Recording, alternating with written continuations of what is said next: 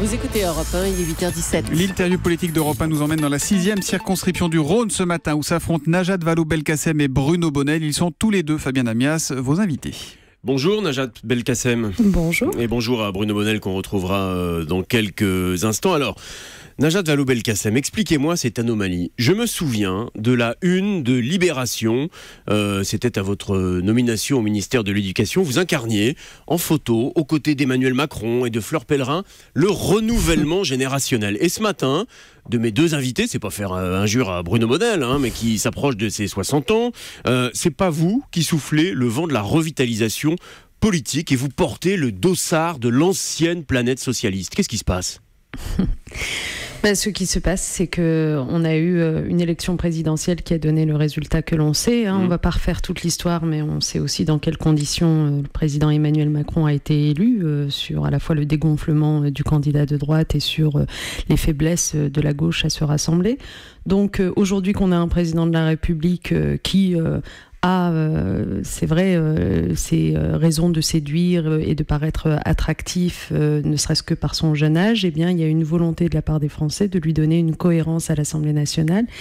Et c'est ce qui explique le scrutin de dimanche dernier. C'est ça, tout simplement. C'est une logique quinquennale. L'organisation de ces législatives, sitôt après les présidentielles, donne cela. Aujourd'hui, elle est doublée, cette logique quinquennale, d'un discours qui est le discours dominant sur le nouveau monde contre le vieux monde. Et c'est ainsi que vous en venez vous-même à finir par considérer que j'appartiendrai moi au vieux monde, ce que je ne crois pas une seconde, moi, évidemment. Moi, je considère rien. Je fais simplement le parallèle entre... C'est le récit que vous venez de faire. Oui, enfin, c'est le récit, c'est la comparaison dure pour vous, je peux l'entendre d'ailleurs, entre ce que vous avez porté et incarné et le résultat du premier tour dimanche où vous avez obtenu 16,54% des voix. Mais c'est vrai que les anciens ministres, comme vous, Juliette Méadel, Benoît Hamon, Emmanuel Cos, Matthias Fekl, alors eux, ils ont carrément été éliminés au premier tour. Ce qui veut dire que, et c'est ce que vous semblez laisser entendre, vous êtes une sorte de bouc émissaire de la politique menée depuis 5 ans par François Hollande ? Non, pas du tout. Enfin, disons-le clairement, je veux dire, à partir du moment où il y a ce mouvement En Marche qui a pris cette place dans le paysage politique, son président Emmanuel Macron qui a été élu, c'est clair que ceux qui ne s'inscrivaient pas, et j'allais même dire ne se soumettaient pas à ce mouvement En Marche pour en adopter tous les codes, pour accepter que se dilue la droite et la gauche dans une forme de nouvelle modernité dont on va voir très vite, d'ailleurs qu'elle ne correspond pas à grand-chose et qu'elle sera plus néfaste qu'autre chose. Mais pour l'instant, on est sur cette mode passagère et chacun veut y croire. Donc ceux qui ne se soumettaient pas à ces nouveaux codes d'En Marche, ceux qui considéraient que les valeurs, ça a du sens, que les familles politiques, ça a du sens, étaient en difficulté, qu'ils appartiennent à la gauche ou à la droite, et vous le savez très bien. Et donc, chacun de ceux qui ont décidé de se présenter pour la gauche ou pour la droite ont été mis en difficulté dans ce moment passager où les Français veulent vraiment croire qu'on peut mélanger de la gauche et de la droite ensemble et que ça peut faire avancer le pays. Moi, je vais vous dire sincèrement, je n'y crois pas une seconde. Alors, vous n'y croyez pas, vous allez nous expliquer pourquoi, mais il y a quelque chose à quoi vous croyez. En tout cas, c'est ce que aussi expliquait Christiane Taubira, une autre ancienne ministre qui était à vos côtés hier pour vous soutenir avec Anne Hidalgo, l'ancienne garde des Sceaux. Donc ça a du poids. Elle dénonce par avance une concentration des pouvoirs, c'est son expression, si la majorité est aussi large que celle qu'on prête à Emmanuel Macron dimanche soir, au soir du second tour. Une majorité qui mêle donc la gauche et la droite, comme vous venez de le dire. Sérieusement, vous pensez qu'il y a un risque de concentration des pouvoirs ? Les mots ont un sens. Mais enfin, ce qui est étonnant, c'est que vous posiez la question. Vous savez très bien que le risque est là.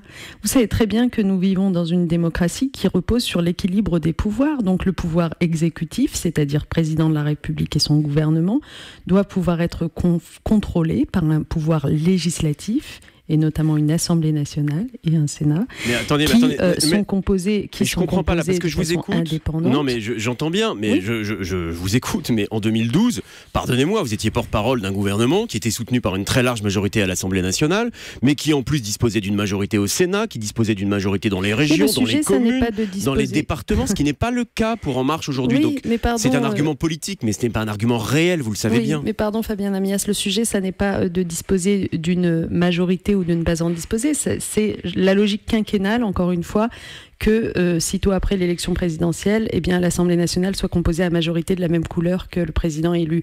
Ce qui est plus inédit et qui pose question, c'est que le président qui vient d'être élu aspire à attirer à lui et à siphonner donc toutes les autres forces politiques qui pourraient constituer des alternatives hors les extrêmes.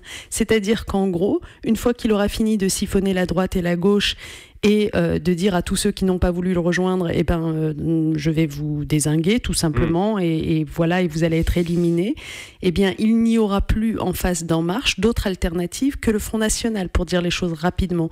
Et c'est ça qui ne va pas. Et quand on dit c'est pas normal de lui donner les pleins pouvoirs parce que quiconque a tous les pouvoirs est tenté d'en abuser, oui, je le maintiens, c'est un moment démocratiquement grave et il faut que les électeurs se rendent compte que l'Assemblée nationale a besoin Najat de débat. Belkacem sont lourds, démocratiquement graves.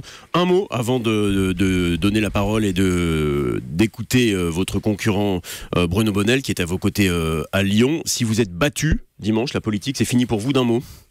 Mais écoutez, la question ne se pose pas car je serai victorieuse dimanche parce que vous savez, la démocratie c'est aussi cela, c'est que jusqu'au dernier moment ce sont les électeurs qui votent et pas les commentateurs. Merci. Voilà une bonne façon de ne pas répondre. Merci Najat Belkacem.